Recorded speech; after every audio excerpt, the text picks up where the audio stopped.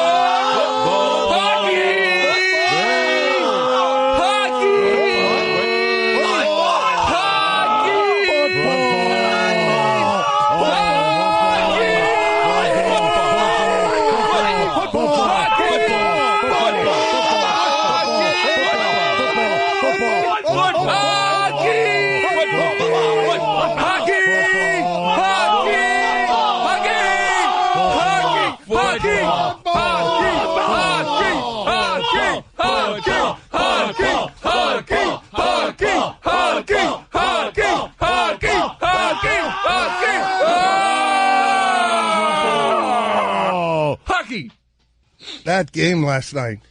What game? We were all having sex with football. All of us. Everybody. Football! Football! Touchdowns and football and passes and scoring and football and no punts and scoring and Football! Goal scored. Hockey. There were touchdowns and passes and fumbles. Crazy. It was crazy. I never wanted it to end. Celebrations. Just for eternity. Always. And deep balls and missed PATs and just football all around. Bad clock management sometimes. Crazy. Mahomes just thrown the ball 70 yards. Football everywhere. Wasting time outside. I got a stat of the day here. That will give you everything you need to know. Here's a stat that game was amazing. Yeah. Oh, wow. It's your stat of the day brought to you by whoever. Football. It's brought to you by football. Everything's brought to you by football.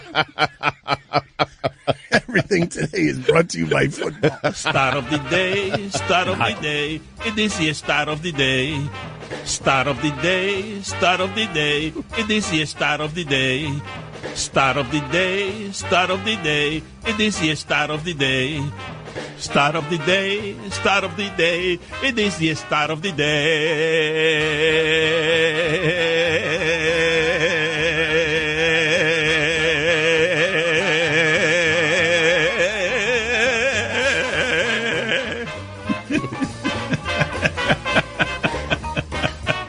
This is from Trevor Sycama on Twitter. The Tampa Bay Buccaneers had more yards against Washington than the Rams did against the Chiefs. The Bucs scored 3 points. The Rams scored 54. Football.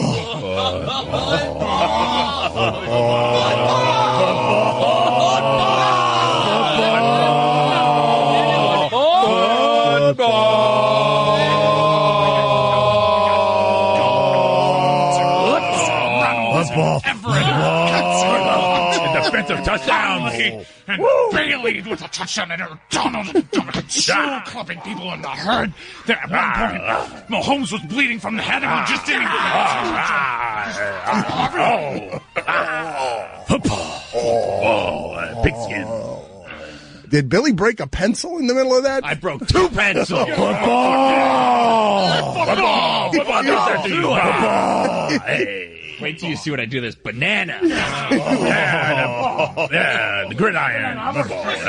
Push that banana. Push it. Make a smoothie. Protein shake. Hold on. Hey, all right. Delicious football. Potassium. Yum. I've never seen a banana eaten that angrily. Never. I've never seen a game like last night.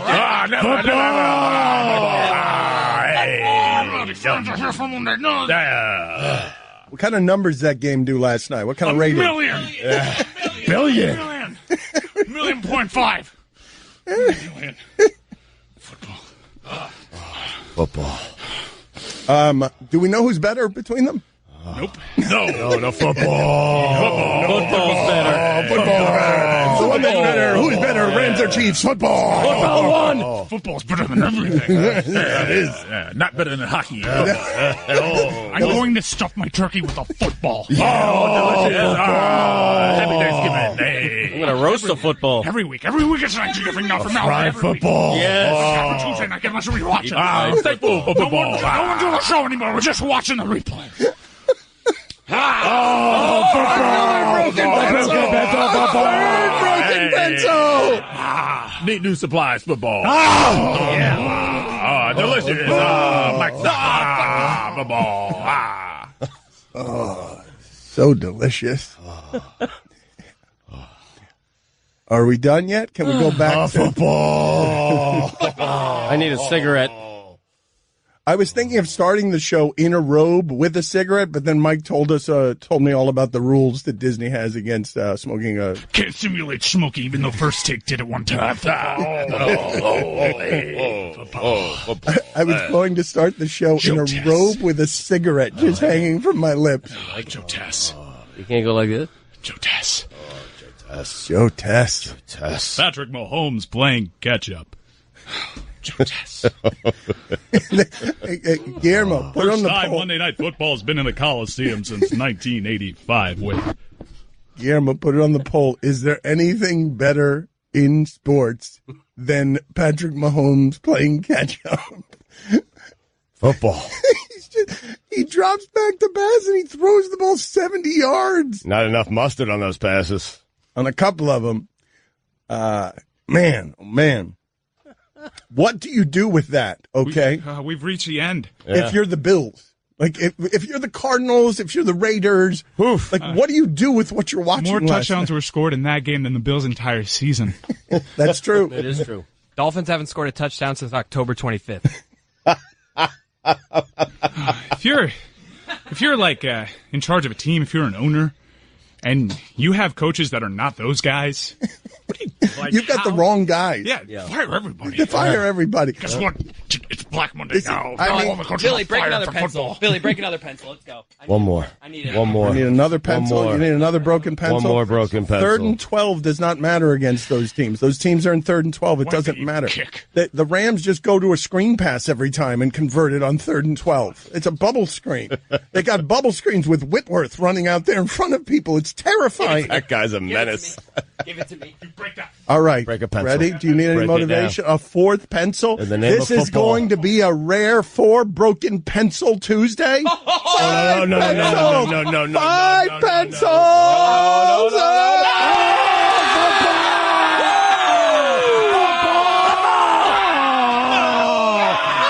Football! 5 pencil football! Whoa! Whoa! We need to update our supply closet. Oh, no!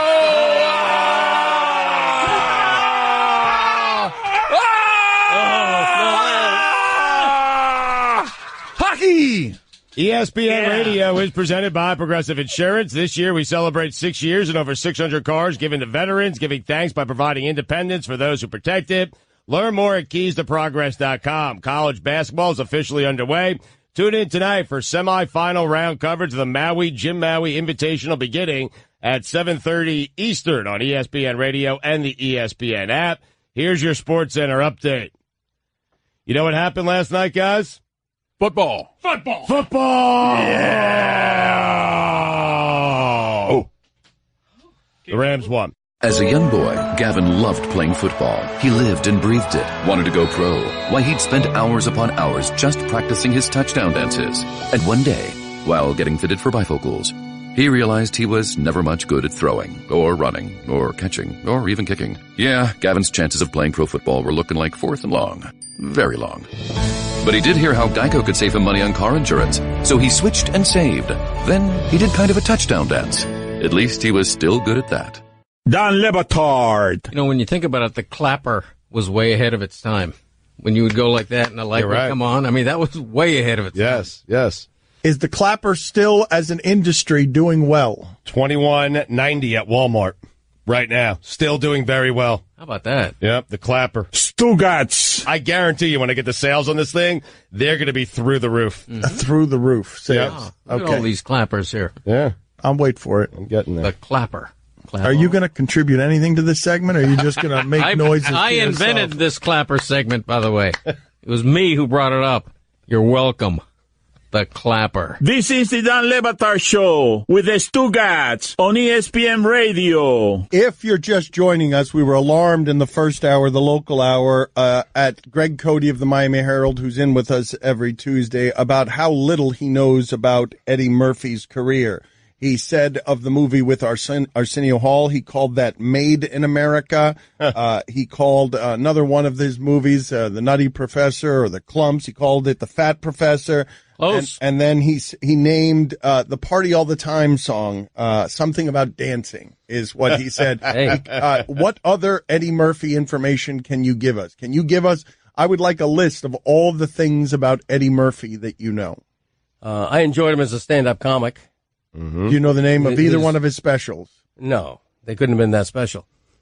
But you enjoyed it. Yeah, he was good. You know, he wasn't Chris Rock or George Carlin, but I thought he was a good stand-up. He was, actually. Not in my opinion. I'm not allowed to have my own opinion. Your opinion's really bad. You just spent it during the break arguing the merits of Juan Pierre for the Hall of Fame over Adrian Beltre. That's a thing that just happened during the break. Okay, now if I could explain myself, because as usual you misrepresent me.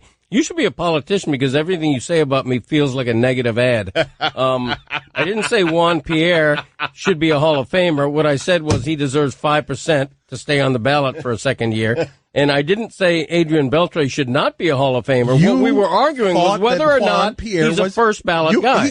If he's an obvious Hall of Famer, then he's a first ballot guy. No. By the reason we had this discussion, it's not one we would normally have, but Adrian Beltre has retired. That's why Adrian Beltre is retired, which is surprising because he's coming up on 500 home runs, and he's still very good, and he's an obvious Hall of Famer. Can I just say one thing? When Hall of Famers like myself get together, you're not, obviously not invited to the club. When we get together to talk about the Hall of Fame vote, we do draw a distinction between whether you deserve to eventually get in the Hall of Famer Greg, and whether you are a supreme elite, which is the first ballot guy. That's not we, Greg. If we asked Tim Kirchin that question, that's not something he would say. He's 23 away from 500, but since 2014, he's only hit more than 19 once. So maybe he could hit 23 next year, but it might take him 2 years. I'll give you a quick example. Of the first ballot guys, of the first year guys new to the ballot this year, Mariano Rivera absolute first ballot. First ballot, no question. Greg, Adrian Beltre is one of the best third basemen. Todd Helton? Greg, you don't is a first-year guy? You're Maybe a Hall of Famer? You're a Hall of Fame voter that I can pretty much guarantee you has never seen an Adrian Beltre game. That's not true at all. You watch a lot of... I do watch TV, by the way. We have television. You watch a lot of Rangers baseball, do you? Not a lot, but I've seen him play. We have television sets in my house, believe it or not. Greg, can I give you players who had similar careers? Hold on a second. Chris, help me out here. Best guess, your father has seen Adrian Beltre play a Major League Baseball game. A game, yeah. Hello. Thank you, son. A game, one game. It's a one-game sample. That's all I need. Yeah. So last night, we get a game for the ages. Stugotz comes in here and, of course, is like, pump the brakes. Bears 85 against the Dolphins. Little sloppy.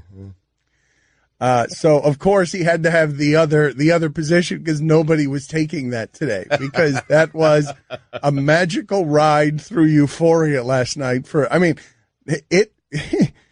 Let's do it this way. Mike Ryan. In the most high-scoring game in the history of Monday Night Football, how do you feel about being the guy the day before who told everyone to bet the under? The funder. Look, when did you give up on that? At halftime? It was the fumble six. Yeah. The fumble six. Which one? The first one. The first fumble six. I was like, ooh. And then I hopped on the over 81 in game. I love the Rams' philosophy of, look, we are going to try and make every play 20 yards, and all we need on defense is somebody club somebody, twist somebody's neck, get a football, and land in the end zone. Just make somebody make a play. By somebody, you mean Aaron Donald. I mean, the detractors are out there, old fogies. I miss defense, but this game kind of neuters that to a degree. Teddy Bruschi was out there lamenting the lack of defense in that game. But there were 3 defensive scores. I would have loved to have seen Teddy Bruschi in that game. Teddy Bruschi at the height of his powers. What do you think would have happened there? Oh, he would have shut the Chiefs down. Yes, of course. He would have just covered Tyreek Hill in the flat all game. 10-7 game. But there were monster plays provided by the defense. 3 defensive scores, 2 late interceptions, defense coming up big in a game in which there were over 100 combined points. It's weird. The Rams defense got 18 fantasy points, which is a lot for a defense, in a game where 51 points were scored against that team. That's terrible analysis. That's great analysis. It really is. Here's some analysis. My fantasy league, the scores aren't right. I'm pretty sure this game broke the app. I got fantasy analysis. You want a bad beat fantasy-wise? Hold on. What kind of analysis is that, Greg? All you care about is your fantasy league and whether you predicted the games right. It's all you care about. Your every analysis is infected by it. Mr. Auto Draft, you know nothing about fantasy. I'm imparting the information that it's pretty extraordinary that you when will address me as a former champion on Auto Draft. I won the first league of Lobo, something that you have never done without ever looking at my computer. I got the giant trophy. Yeah, and you have never won that. Of that title, as should all people who auto draft. You shouldn't have even been allowed in the league.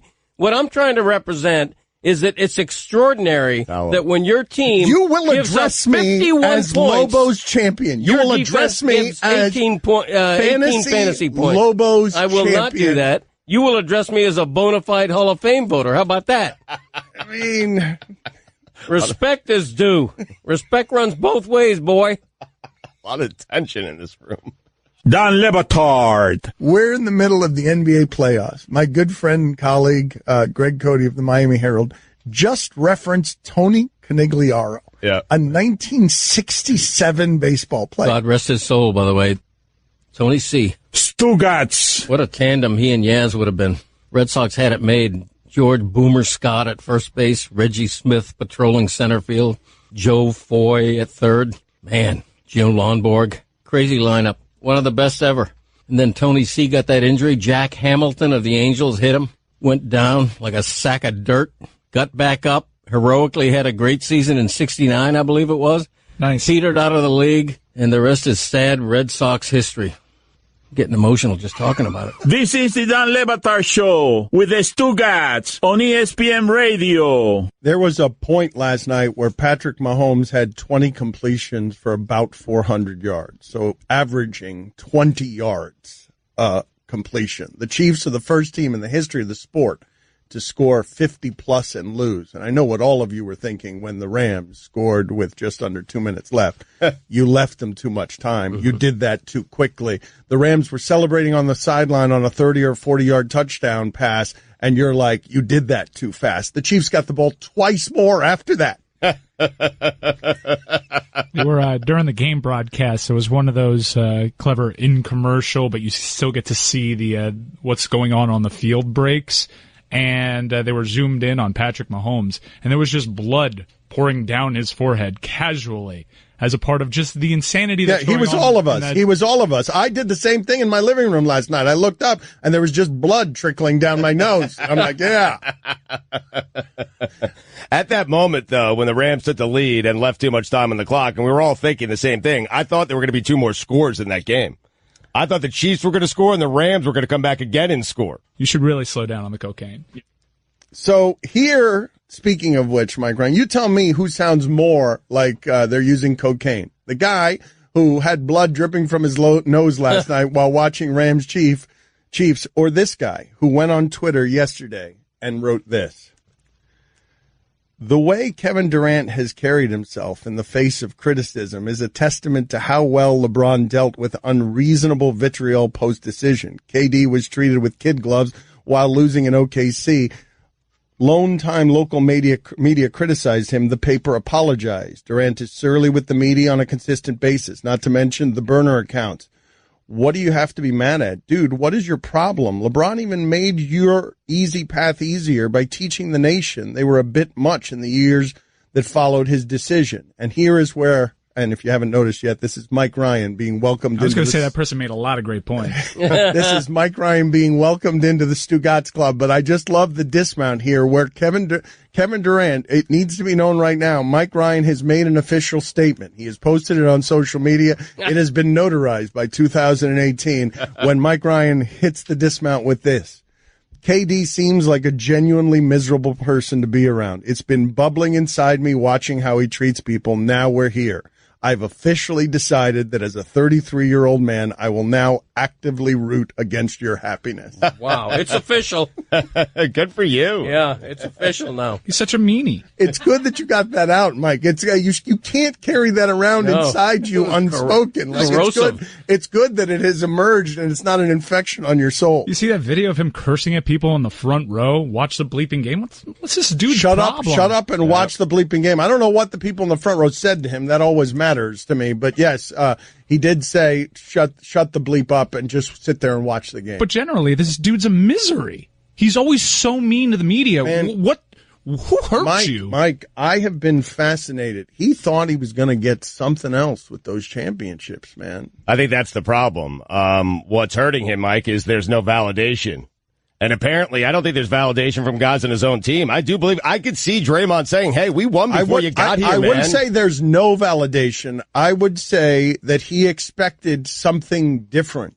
There's plenty of validation. Back-to-back MVP. Every time they win one of these NBA finals, we have the discussion, is Durant better than LeBron? There's plenty of validation along the way. This dude's not built for any sort of criticism. It is interesting that you can say, look, you could be sick of LeBron James. And Mike is right when he says LeBron James has conducted himself in a pretty spectacular fashion for someone who grew up a child star.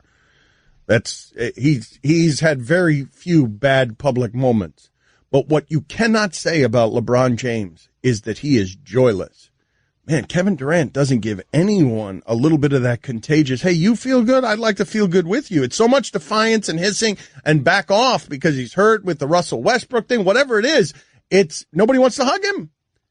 In Golden State you do, but nobody wants to hug him. At the end, you realize what LeBron did because by virtue of it being that kind of hard, LeBron won the country over. I think Kevin Durant thought he was going to do the same thing, and he's still the guy on the other side of LeBron. Even as he beats him, he's still a lesser version of what LeBron is. How could he possibly think that, though? I mean, I'm serious, because LeBron came down to Miami with no championships. It's because of people like you. Like, you have been killing him for 2 straight years. It's probably not what he expected when he won 2 championships. You've been crushing him for 2 years. But, Dan, how could he expect a standing ovation after joining a team that was already an all-time great team? Because he's great and he's a Finals MVP. But he won the thing with shots from midcourt. But we all knew he was great before he decided to leave Oklahoma City. How great. You questioned whether he was champion great. You questioned whether he was champion great. But I think eventually he would have won a championship there. And so how could he think joining an all-time great team would be received well by everyone? I find that hard to believe. I really do. LeBron thought it was going to be received well when he made that TV show. But it wasn't a team that won a championship the year before, 2 years before. It wasn't an all-time great team. My only frame of reference is what LeBron went through when he formed that super team, and a nation was angry. And he won everybody's respect by winning it, and everyone realizing in moments of self-reflection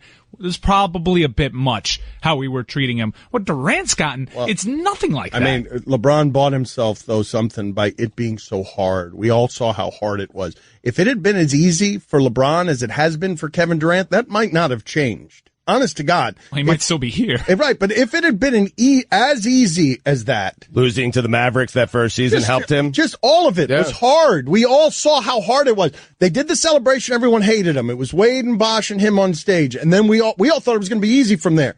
It has been with the Warriors. It's been really easy for them. Hell, Kerr's saying it now as they lose 5 of 7. He says, we've been living in some fantasy world. This is what reality is in basketball. LeBron James heard some of the same criticism that Kevin Durant is hearing about how he needed help to finally be a champion. LeBron heard, you couldn't win anything until you got with Dwayne Wade. You know what? It could have soured LeBron's personality just as it has with Durant, and it didn't. LeBron rose above that kind of criticism, and Durant should do the same thing. If you feel any joy, feel free to express it. Happy 35th birthday to the rapper Future. Happy birthday to him. I don't care. Good luck. You know about Blink motion-activated security cameras. Amazing technology for detecting anyone sneaking around your home or trying doors, and of course, monitoring holiday package deliveries. Blink is inviting ESPN listeners to score massive savings during its Black Friday Cyber Monday event. Go to blinkprotect.com/radio and sign up for an alert when the sale starts. That's blinkprotect.com/radio. Or hit Amazon.com and search Blink Security. Blink is an Amazon company. Don Le Batard. Miami has the Dolphins, the greatest football team. We take the ball from goal to goal like no one's ever seen. We're in the air, we're on the ground, we're always in control. And when you say Miami, you're talking Super Bowl. Stugotz. 'Cause we're the Miami Dolphins. Everybody, Miami Dolphins. Miami Dolphins number 1. Yeah. Yes, we're the Miami Dolphins. Miami feels so Dolphins. good to not be repressed anymore. Ruin the song, man. I was feeling joy. Yeah, wrong lyrics.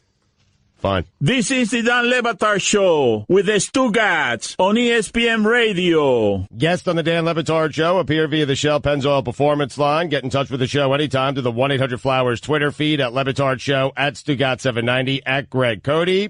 Hosting a Thanksgiving gathering is no small accomplishment. Show them just how much you appreciate all the hard work with 24 multicolored roses for just $24 from 1-800-Flowers. To order, it's simple. Go to 1-800-Flowers.com/ESPN. So Mahomes now has 37 touchdown passes in his first 11 games. Brady threw 38 in 2007. Go look at Brady's numbers. You will notice when Randy Moss joined him. You will see that the year is probably 2007. That's when Tom Brady threw 38 touchdown passes in a season. He did hold the ball a little too long. If you want to nitpick, that's where the turnovers were. Goff didn't do that. I don't want to nitpick. That is one of the best football games I've ever seen. A Texas Tech game broke out on Monday Night Football, one of those Oklahoma State games. And one of the things that was rare about it, this doesn't happen very often, and the numbers show you the ratings. The best the network has had for a Monday Night Football game in 4 years. What never happens is you get the hype. People talking about this game on Friday before Sunday was played. The over-under at 63.5 is what we were talking about because both teams averaged more than 30-point scoring. And then they give you that first half, and you're like, oh, this is going to be that, and then it just keeps escalating. Like, it keeps going up. It's lead changes. It's next thing you know, Tyreek Hill is running 70 yards, and why isn't he being covered? And you're looking at the field and you're like, nobody's going to need to punt here. Why is anyone punting? When they get to 4th and 1, you're always going like, you're going for it, right? You're not going to punt for it here on your 30-yard line. They're not going to stop you. I want you to notice something, by the way, about last night. The Rams did that without Gurley. Like I know he was out there, but that's not how they use him. He was a decoy all game. Yeah. I think it's the only game he didn't score a touchdown this season. They kept using play action to him to open everything else up. Todd Gurley won't have a lot of easier games than that one, just doing not much of anything other than being a decoy. Yeah, McVay was still passing late in the game when they probably should have been running. But, we always talk about prisoner of the moment stuff.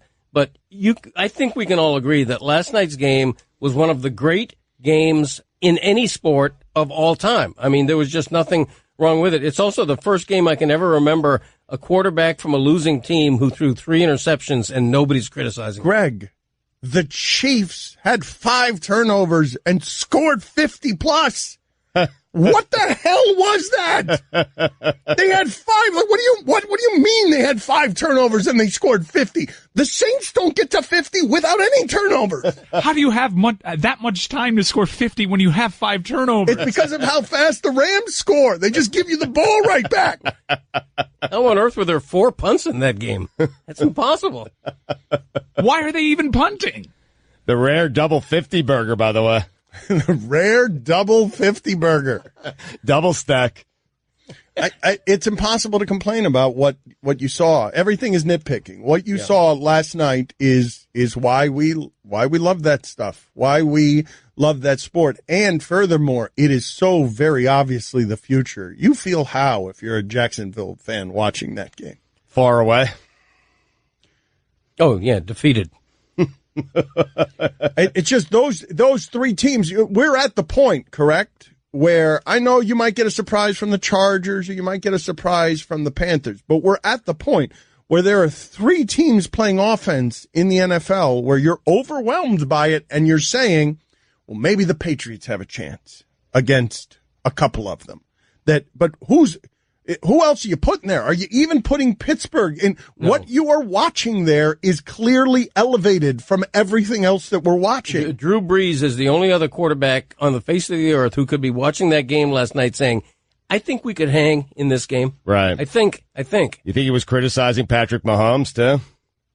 I mean, not accurate enough, couple interceptions, a little sloppy with the turnovers, but the Saints averaged 38 points per game. They averaged 38 points per game. So you're putting the Chiefs and the Rams in that company. You're not putting the Patriots there. I think Drew Brees watches that game and says, yes, we can do all of those things and we can beat all those teams. And I also think he is crazy with envy when he sees Mahomes throw one of those 5-yard outs because he throws it so hard. Kevin Clark from The Ringer had a funny observation that Drew Brees should have just been sitting in the front row the entire time for a stare down at the end of the game at midfield. Yes. Outside of the octagon, he should have been. That's right. They should have just been having him stare with Kamara and Ingram right behind him in actual formation, like in the backfield.